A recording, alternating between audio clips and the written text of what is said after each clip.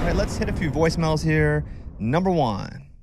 I was wondering, you were saying that you've done the podcast for 20 plus years, only goes back to like 2013. I'm curious about that. Love the show. Thanks, guys. Great question. Who knows the answer? I think maybe I do. Go. A little bit. Well, we were recording. You're thinking too much. You're already going. You're. Nope. Well, we were on iTunes. Nope. You're thinking too much. It's much easier than that. Okay. You got it. It's much easier than that. What's so? Lunchbox, do you know? Yeah. Yeah. Okay. Go. When we moved to country, we took down the pop. Yeah. Duh. Okay. We just switch feeds. Yeah. Oh Makes yeah, sense. duh. That is much easier than that's very simple. So when we moved to Nashville, There's a lot of things that yeah, they switched our feeds to something else, and I don't know what they did with the old feed, yeah. but yeah, we've been doing it for over 20 years, which is crazy that we've been podcasting for that long, and not just like putting our show up, but dedicated to it. Remember when I used to have someone sit in the room and write out everything that we did to post it on the website? Yes. Do you know that I used to be? I believe it. Everybody had to do it. Okay. I would be doing the show, but then also having to do the we called it the rundown. Mm-hmm. But most shows will do a meeting and a rundown pre. We don't do any sort of meeting at all ever, and there's no pre. But Amy would write, or whomever it was. Whomever. I mean, for a certain stint, it was my responsibility, and then I think people were like, So were you like a court stenographer? Where That's you exactly what it was. No way. And we would write every single thing that happened on the show. So people could go read it. Yep. In case you missed the show and couldn't have the podcast, you could still keep up with the show. That's crazy. So it was, yeah. At times, I get credit for being, wow, this guy was so ahead. I was just young. I was not ahead. I don't think I was any smarter than anybody else. But when you had 40 and 50-year-olds doing morning shows, and then you had me at 22 or 23, I wasn't doing anything revolutionary. I was just doing what I was consuming. And so I made everything available on the internet. And so I think they go into that a bit in that Outliers book, which Eddie probably ever. I have not read that one. That one you haven't. Okay. But it's on your list. Yeah. Where there are certain things that you're just presented with around your environment. It can be age. It can be when you're born in a year if you're an athlete. It could be Bill Gates, born near one of the only computers in the country. And so he had... Lucky him. Yeah, he was able to get to it because it was in proximity.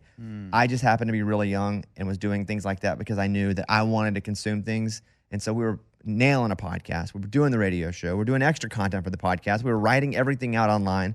But yeah, the good old days. I remember when people were listening to podcasts, I'm like, what is that? Like, what do you mean? The first podcast I ever remember was Joe Rogan doing it. And I remember him doing it, and I'm saying without any sort of broadcast element. I remember Joe Rogan was doing a podcast and putting it on Apple, and I was like, wow, that's wild. Like, he's really dedicated to doing this. Have you ever seen the clip of Tom Green teaching Joe Rogan about, a podcast? No. So Tom Green was really one of the first people to do an internet show from his house.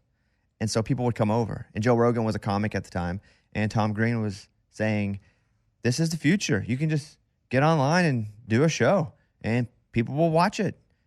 And Joe Rogan's like, wow, this is cool. Mike, you've had to have seen it. Yeah, you can see it like click in his head like, I could do this at my house. Interesting. That's cool. The ones that I remember really early were Adam Carolla, were Joe Rogan, were Bill Simmons. Like, they were way early on just doing a podcast without any sort of element. For me, I was doing the radio show, but doing the podcast. But Mike, anybody else come to mind?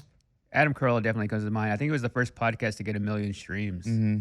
Yeah. Those made sense to me, though, because it was like, those were on-air people. Like, they had Loveline, so that, I was like, oh, okay, but it's on the internet. It was people like Joe Rogan, like, why? He has a radio show, but on the internet only? That didn't make any sense to me. And kids, but young people at times. That word podcast is just now a word when you listen to something that you download or you stream. But the original podcast was so you could put it on an iPod. That's why it was called that. Podcast. You can download it from iTunes, which is where all the podcasts were basically consumed from. That was the platform. And you would put it in your iPod, and so that'd be a podcast, your iPodcast. Man, I don't even think my kids know what an iPod is. Yeah, Like, probably we've not. never talked about that. No, and we had those little mini iPods. Those that you'd were clip amazing. And like go for a run. That was revolutionary because we grew up in the day of running with our CD Walkman thing. I when even you had had- Don't one- run too fast; it'll when skip. You, when you had the thing with shocks on it that you could put your CD player on. So if you hit a bump, and it still would skip, but it gave you like 10% better. And so, yeah, you would take your CD player with a single disc, and you would have a tape that went out of the CD player, and you put it in the tape player that would play the CD in the car. And that's how it did that. That wire from the tape to the CD player that was on the shock mount. That we all had it. Okay, so this is a little in the weeds of me being like a listener before I joined the show and Bobby doing dance party way back in the day. So on Fridays, I would sometimes run before work and I would time my run to when you were doing the dance party. And I had one of those Walkmans that would go around your arm, AM, FM, and I would put that on and I would put it on 96.7 KISS FM. And I would do my run during your dance party. So at least for however long that lasts, 10, 15 minutes or whatever that was, like I had hit after hit after hit of like for my run, like my own little mix. And I would get I was faster and like I remember Friday, it's dance party day. Or I would do that with I don't know if it was who was doing the top countdown of that, like on a Saturday, I'd wake up and run during the countdown. So it assured that I was running to like popular songs and I had more energy. The dance party used to be all call in live, take requests live. And I'd work the phones, find the songs, play them at that time. And I would just fight my way through songs while taking calls, while playing. Which is crazy. That's a lot. It is crazy. Yeah. I remember I was working the news and the reporters thought I was so cool because I knew you. And I'd text you, be like, dude, play Humpty Dance. And like you would play Humpty Dance. They're like, no way. That's so cool. Yeah, you have it inside to the dance party. Yeah, get inside of the Humpty Dance. Yeah. So, yes, sir, that feed changed in 2013. And that is why. Yeah, good observation. Let's go number 2. Oh my gosh, this is Pebbles from Oregon, and your guys' show the last 2 days is on point. Amy and Lunchbox, you got it going on. It is so funny. Anyway, love the show. Thanks. Have a good day.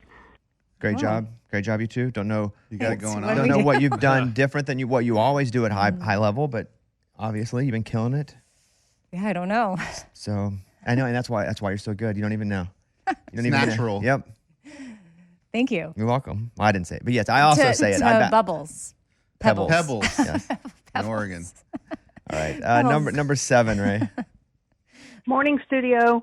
This is Mindy from Cuero, Texas. I was just calling to ask if you thought that the national anthem at the women's baseball thing was rigged like a gig to get them publicity. That sounds like something you would do. Just wondering what your thoughts are. Thanks. No. Also, I would never bit the national anthem, just for the record. I think everybody knows that. Yes, I would do things for publicity, but I wouldn't do that. And no, because I saw a video of them warming up also before they sang that. I don't know how somebody didn't stop them. You guys saw the clip, right? No, who is this? Are you kidding? No, I haven't either. I've seen Oh, it. wow. It's not.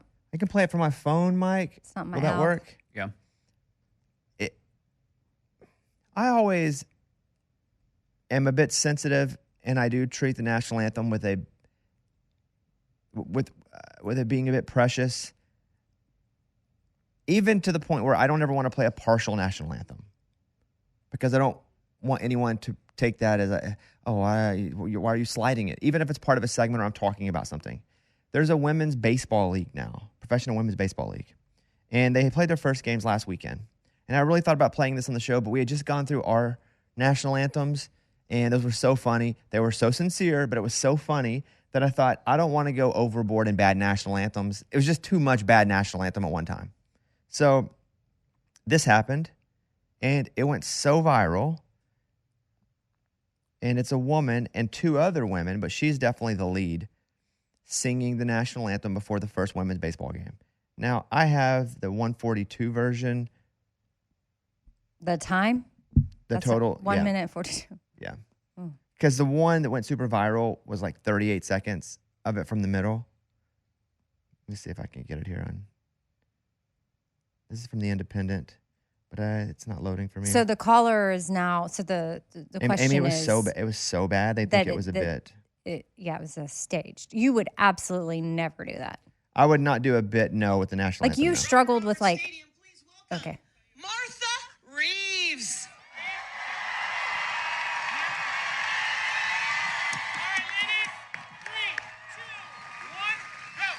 Oh, say, can you see by the dawn's early light what so proudly we hailed at the twilight's last gleaming, whose broad stripes and bright stars through the perilous fight o'er the ramparts we watched were so gallantly streaming.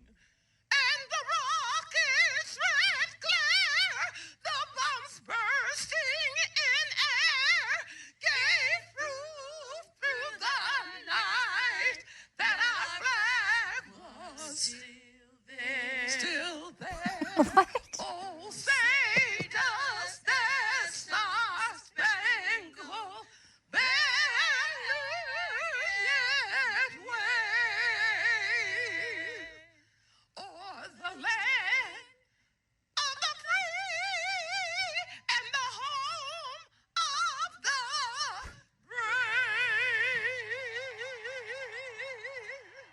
brave? I don't understand. That's a tough one. No, it's not. She was doing it as hard as she could, and she was trying hard. But what was happening? Why would they do that? Well, I mean, do you want a visual? Yeah, I need a visual because I can't. yeah, I kind of want to know what I'm they look picturing like. 3 comedians No, not at all. I'm with telling you. big hats and floral She dresses. was wearing a big cowboy hat. Hold on. Take my phone.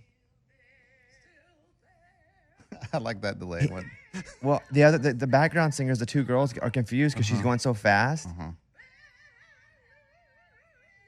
Okay. Hey, this has to be Wow, they're for real. They're for real. Yeah. And that's why I also don't want to bag on Well, them. yeah, I'm not. Yeah, I don't want to yeah. bag on it. I'm just like, who was like, let's book them. It's terrible. This has to be a hearing problem in the stadium. Like it's got to be a delay. They don't hear each other. She thinks she's on pitch. She's not on pitch. She's Eddie, I'm telling you, nervous. I saw the warm up is what I was saying.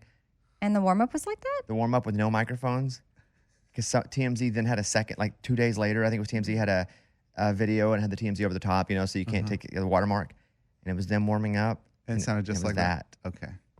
So that's just their sound. And God bless them. They tried hard, but that was really bad. And you see not only the crowd in the background trying so hard not to laugh. Oh yeah, they put it on one of the ball players at one point, and they're like biting their hard. lip, trying to just stay serious. So to the caller, I do not think it was a bit. I think they were trying as hard as they possibly could. It was really bad. I can't believe somebody allowed that to happen. Yeah.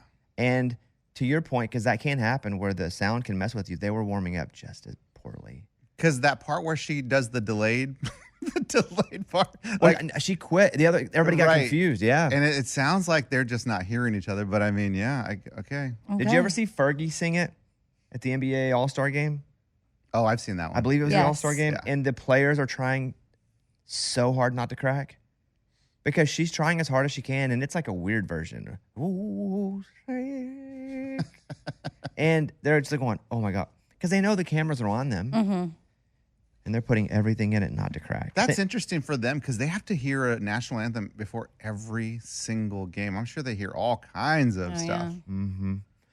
The interesting thing about the national anthem at sporting events, did you know the government paid leagues to make players come out there to promote patriotism? It was never actually part of what leagues were doing. They'd play it for the fans and they'd play it as a way to start the game, but the players were never out there. Oh. And so But that's not just in our country. Doesn't they do it everywhere? I don't know what everybody does in like league events. Oh. Yeah. But now I they guess don't pay I guess I them. just assumed. Now they don't, because if you don't come out, then they go, well, you don't love America. Right. But they paid them for a long time, paid the leagues to make players come out to promote that. Huh.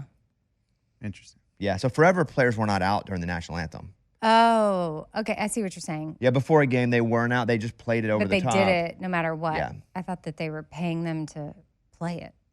Like, No. not to be out there, but like. They all didn't play it, though. So it wasn't even bad if you didn't. It wasn't something that you had to do or you were expected to do. Some teams just did it. Some teams didn't. And if you didn't, it wasn't bad. No one thought anything of it. But then it was a for sure initiative of the United States government to get everybody out there to play it, to promote patriotism, to get people really to enlist. Yeah, that Wow. tracks.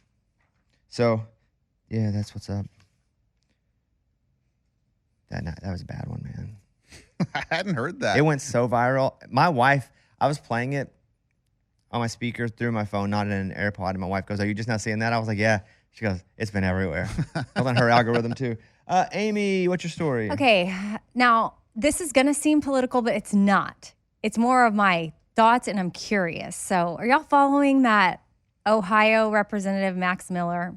Any seen him? Yeah, go ahead. He's a little viral right now. He has allegations against him, and I saw him doing a certain interview where Like domestic stuff. he was being asked. Yeah, I'll get into Okay. the alleged acts. But the interviewer was asking him, "Are you going to drop out of the race?" And he was like, "No, and I'll tell you why." And you would think his answer after that would be, so this could be, again, he's running in politics. He could be the CEO of a company. We're not making this political. It's more of like, what is wrong with people? His answer was like, "No, and I'll tell you why." And you think he's going to come up with this answer of like, "Yeah, because I didn't do it. I'm innocent." So there's multiple allegations, like a girl from college that, said she was pushed, an ex-girlfriend that has made allegations against him, and an ex-wife. And I mean, the ex-wife and her dad is even in politics, and he's in Ohio, like he's involved in Ohio politics, and he's having to get involved because he was threatened by Max Miller. And the allegations allegedly. are that he's violent with these Yes, women? violent, Okay. abusive. At Multiple one point, women that didn't even know each other. yeah, there was pulled a gun out at some point. Lot of allegedly. smoke. A lot of smoke A over lot a of lot smoke, of time. a lot, to where you'd be like, you know what? I think I'm just gonna hang my hat up, Not run, yeah. and not run. Well, no. So his answer was, "Here, and I'll tell you why I'm gonna keep running."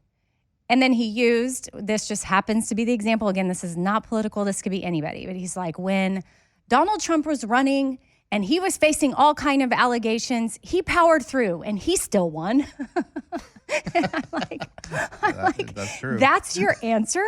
So you're not even going to proclaim, which maybe he has elsewhere. I'm talking about this particular interview clip. You're not even, I think he's filing defamation lawsuits, which would insinuate I'm innocent. These Or are he's lies. claiming. Yes. Yeah, because anybody can claim they're going to do a lawsuit, and doing one's a whole separate thing. Right. So I just found it so interesting that was his defense as to why he's staying in the race. And it's like, yeah, we're just handing people these reasons of like, well, this person had all these allegations and they powered through and they won. So that's what I'm going to do for Ohio. And I'm like, you just seem like a total sleazeball. And I know that this is all alleged, but in my mind, you suck. And I stand with these women. In my mind, he sucks too, because there are multiple women from multiple eras that did not know each other, that have no connection. If there's one person I have now, because there have been so many false accusations that have happened, I'm not blindly going to believe anybody at anything. If there's no evidence and it's just one person, I'm going to let it kind of do its thing. Same. So I'm not someone that's just going to go, believe all men, believe all women. I can't do that at this point, because I've seen it happen where you do that, you get yourself in trouble, because sometimes they lie. Mm-hmm. And we have proof of that. Yes. However, this guy, it's not good. multiple people that he's had relationships with through multiple seasons of his life that do not know each other, that have said very similar things. It is an absolute, allegedly. Alleged. But another tidbit I'll sprinkle in would be, again, they don't know each other, but it's not one of those, because this does happen to be politics. These aren't people from the other side. Yeah. These are they're aligned in the same party. So it's not like, oh, this is a It's Democratic Oh, hoax. yeah. You know, like no, they're there's definitely a trend here. yes. So Because you would think if they were in opposition with their work, it might be like, oh, well, they're just making that up because obviously, you know, they're trying to win. They want their side to win, and this is a way to take me down. But they're aligned politically. It's weird. He seems like a sleazeball. Yeah. I think our listeners know that I just don't trust any politician ever. It doesn't matter. I don't. I think people run, and then they get there, and then their priority is just staying there more than it is actually doing things. I think they may do a couple things, but I think their goal is to keep being what they are, so they're going to do anything to stay. And it's just so much money. Even my little flirt of thinking about running for office, what they tell you is you're just on the phone asking for money all the time. That's 80% of the job. It wasn't for me. I think I can do more outside. You're just asking for money, because it takes so much money to actually have a campaign, build and win. This is Ohio. This is where you might be coaching. Mm-hmm. Oh, that's right. Shout out Zips. So. And then when you take that money, are you kind of obligated to like do what they want you to do? Basically, yes. Like so. Well, that's how. Whether that's your intent, it's sort of you collect enough money and then you start. Yeah, to like do that. they're kind of promises being made, right? Yeah. Mm-hmm. Basically, yeah. Okay, Lunchbox, your story. Yeah, so Lindsey Vonn, she almost lost her leg in the Winter Olympics, almost had to have it amputated with a horrible crash, and she's gone through all these surgeries and rehab. And let me tell you, this woman is amazing. She's out paddleboarding. She is back. She's out paddleboarding in a nice red bikini, and I'm telling you what, you couldn't even tell. That's what it's about for him. She's back. It's the red bikini. Like, you can't even tell that she was hurt. Like, she's like the bionic woman. Like, I am so impressed. Dude, her injury was so bad. Remember the helicopter had to pick her up and take her? Yeah. That was crazy. But what are you most impressed with? I mean, she looks amazing. Like, I am looking at her on this paddleboard out on, I don't even know where she is, but it looks amazing. And she doesn't even look like she was hurt. I know. Some people are just built different genetically, and also the work that she put into the rehab. It's a combination of the two. I don't want to shy away from that, but obviously she's a pro athlete because she works hard and she's built different. And maybe her dad was there. What does that have to do with it? Well, Scuba would have been an NBA player, Oh, but his dad wasn't there. Right. So that's a big part of somebody making it. As That might have been it. Yeah, Absolutely correct, dude. Yes. I got 3 kids. We'll see what one of those does. Yeah. Yeah, because you're around, right? Dude, I'm around. Not on my around. I coach. I'm there. I show up. I think that'd be a strike Confidence. against them if their dad, who didn't play, is coaching. I think that keeps them No, from. dude. I know the basics. Yeah.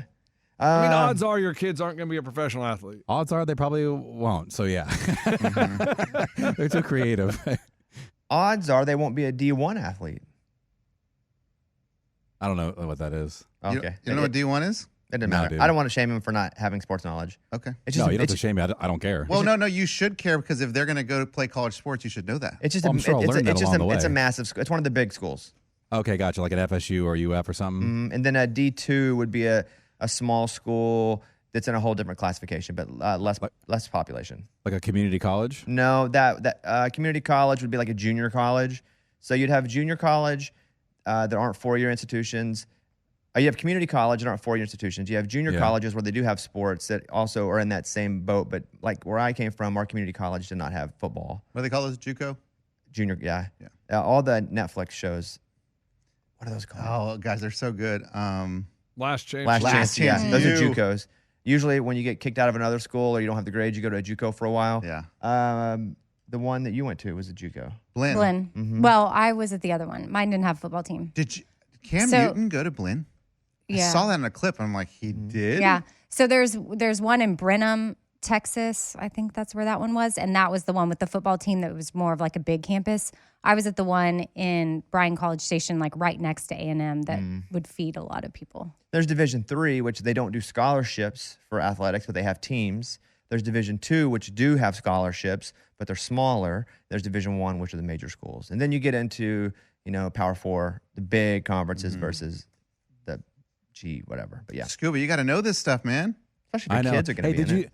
Did you guys happen to see that the G League is doing tryouts, like open tryouts for people just to show up there, and they got people who are like out of shape and running around and out of breath? I thought about like going to a town where that's at and see how far I could get. I can tell you how far you get. How far? I know. Okay. This ain't Papa Shop, bub. That's true. I wonder if they're going to pick anyone from that. So baseball Major League Baseball used to do this. Open tryouts. Mm-hmm.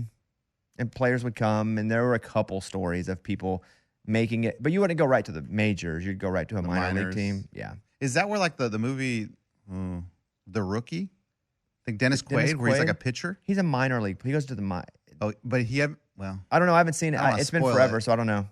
He eventually plays in the majors. Does he go back to an open tryout? Yeah. He does? Because okay. So what happened is he was a high school coach, and he said he made a bet with his team. If they won district or they won a certain amount of games, he would go try out for a major league team because he was throwing gas in batting practice. And they were like, Coach, you should be in the major leagues.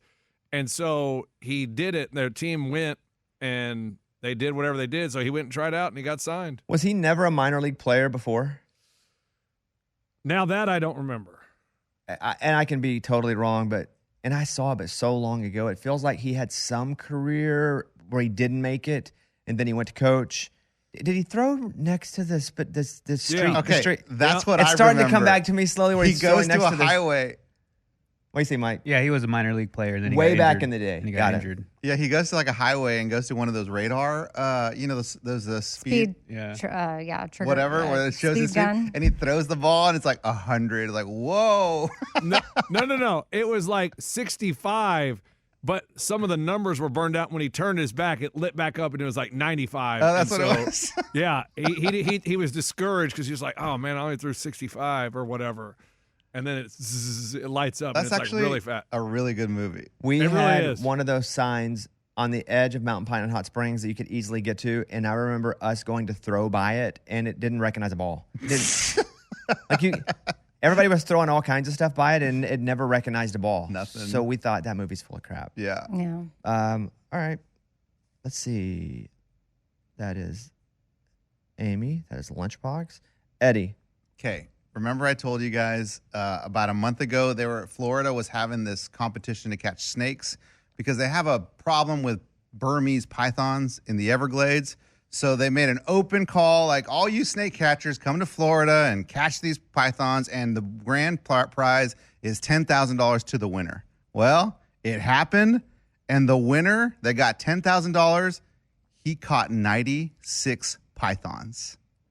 And the biggest python to come out of the competition was a 16-foot, 5-inch python. You have to have a couple snake bites on your hand if you're doing, or somewhere with 95, right? Just a numbers game. You're gonna get catching bit. 95, you're probably going to get bit a couple times. I don't think, these are non-venomous, so I don't think they care about the bites. Yeah, but I'm just saying you probably still, Sure. unless you're just in full leather. Yeah, I was So- thinking maybe he wears big gloves and stuff.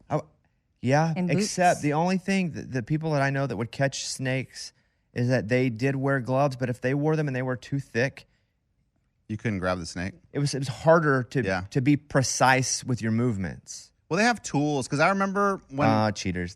No, you have to use your hands. If What you do you- in this competition, you should have to use your hands or your mouth. You have to catch it with your with teeth. your mouth? Yes. See, and these pythons are the ones that choke you out. Ugh. These are the ones that kind of wrap Yeah. your head or whatever. But when I was a kid, we had a ranch growing up, and we would catch rattlesnakes. And about once a month, maybe like twice a month, this guy would show up in a pickup truck to buy the rattlesnakes from us. And it just depended, wow. it depended on the pound of the rattlesnake. Why? He said that he would sell it for snakeskin and then anti-venom. Is that what you think really was happening too? I don't know. Oh, God. I don't know, but he looked like Crocodile Dundee. Everything he wore was snakeskin. It was awesome. Oh yeah, well then he probably was making Smash things, cut. yeah. He's having sex with him in his house. Oh, that's what you thought? No, I'm just saying. Because I was like, what else would he be doing with it? I don't know. Like you can't He's sell. probably making boots and stuff. He probably was. You can't sell a rattlesnake like at the pet store, right? No. Okay. Can't sell water moccasin. Okay. Anything Maybe- venomous? Rattlesnake? I don't think so. Because I've never seen anyone have a rattlesnake as a pet. But you can sell venomous snakes, I believe, in certain places because some of those are like exotic. Yeah. Michael, no, because he has a computer. Yeah, you can sell them. Yeah. Wow. Certain states, though. Yeah. Dude, it was crazy growing up, though, having a rattlesnake in a cage, and we would walk by it and it'd try to strike us. It was crazy. I have an airline pilot caught smuggling 70,000 ecstasy pills. Oh. Okay. Where's he from? He wanted a party. He's been arrested after being busted smuggling ecstasy pills to an airport. The identity of the pilot has been withheld. But sources say the pilot was under the influence when he was busted by customs officials. In his luggage, police say they found 14 packages that contained over 70,000 ecstasy pills and another containing 4 grams of meth from Lad Bible. Wow. That is a lot of drugs. I'm glad he wasn't flying. We are still, I think we're episode 5 of 6. We're in the middle of it, of the bombing of I started Pan it. Am 103. Yeah, I'm on 3. I'm so interested in this, and I think the show is pretty good itself. And if it wasn't historical, I think I maybe wouldn't care as much. Same. But because it's historical, and it's wild. It is is wild. It also highlights how the FBI and the CIA don't even really work that well together. And CIA, they're international, right? They're supposed to be international. They are. They're not supposed to do stuff on domestic grounds. And this is a CIA deal because it was another country. The FBI is purely domestic, but they got to be involved because that plane was supposed to be flying to America. That was the point of it. And it's only over Scotland because there were some headwinds that made the plane change directions. So all that's happening in the first episode. I'm not spoiling anything, and it's a true story. And it's highlighted in this how the CIA is like, we're not giving you information here, FBI. Like, we're on our own thing. Weird. Working for the same country. Yeah, but completely different agencies. That's crazy. And you're right. You would think that they would work better together, but it's not the first time I've seen that relationship reflected that way. And I have friends that work in services, I'll say that. And it's interesting how it's 2 completely different operations, and sometimes one annoys the other, and they do not work well together at all. And but it's because they have different motivations. So this case may could be solved by the FBI if the CIA would help and give them this. But the CIA is going, I can't give you this because if we do, we've been running this operation for 3 years. Yeah. And it compromised what we've been doing. So we're not going to help you here. That's crazy. I think what's crazy too when I watch this is just you know how like you watch movies and the local cop is figuring out the crime and then FBI comes in like, we got this from here. I always thought that was in the movies, but that's a real thing. Yeah. Jurisdiction is a real thing. Yeah, especially with countries because they're fighting over it. Yeah. What it showed me was, man, Scotland, they were awesome. Yeah. And you'll see that. And they're awesome and organized, and we just come in and try to bully everybody out of everything because we're bigger and we're going, we'll take it from here. And Scotland's like, okay, but and then we have to go back, tail between our legs going, okay, you guys know more than we do. It's good. It's good if you want to learn about that. Also, I don't know that to be an airline. And it was the biggest American airline. Pan Am? Yeah, it was the biggest American airline for 50, 60 years. But I don't know that in my life to be something you can fly on because I don't know when they went bankrupt and went out. Was it after this? Oh. I'm not there. I'm not looking anything up. I don't know. Yeah. I'm Because not this sure, is but what, this 80 was like 88 is when the 88? bombing happened, I believe. because that Pan Am is what I associate any images you see of like Old first school flying where stewardess, everyone yeah. used to get dressed up and flights were this big event and there was so much like respect that went into it. It's like nothing like how we fly now where we show up in our pajamas. And I like now. I know. I mean, I have no idea what it was like, but You could smoke cigarettes on planes. yeah, I Yes, don't you want could. that part, but I do. There is something, even though I didn't experience it all, but this nostalgic feeling of like, oh, I bet that was really cool. Kind of like when I thought that's what it was going to be like when I took a train from North Carolina to DC. I romanticized it in my head because, you know, I had seen images of train rides and the cart where you would go eat and how, no, we were on paper plates eating powdered eggs with plastic forks. I was like, this is for the birds. Like it was step up from the bus fare. I was like, this is not, and we didn't spring for a sleeper cart. So Flying in a suit feels miserable to me. Yeah. yeah, but they would wear suits like I know what I'm all saying. the time. Every day. Like not even, And it was probably really expensive to fly back then. You know, like not everyone flew. that's true. It's probably a different class of, Well, now it's really expensive to fly again. Well, we're back to that. Yeah. but everyone's So like, we're just not screw in it. suits. Yeah. Yeah. Okay. Let's take a break. It's a Bobby Bones show.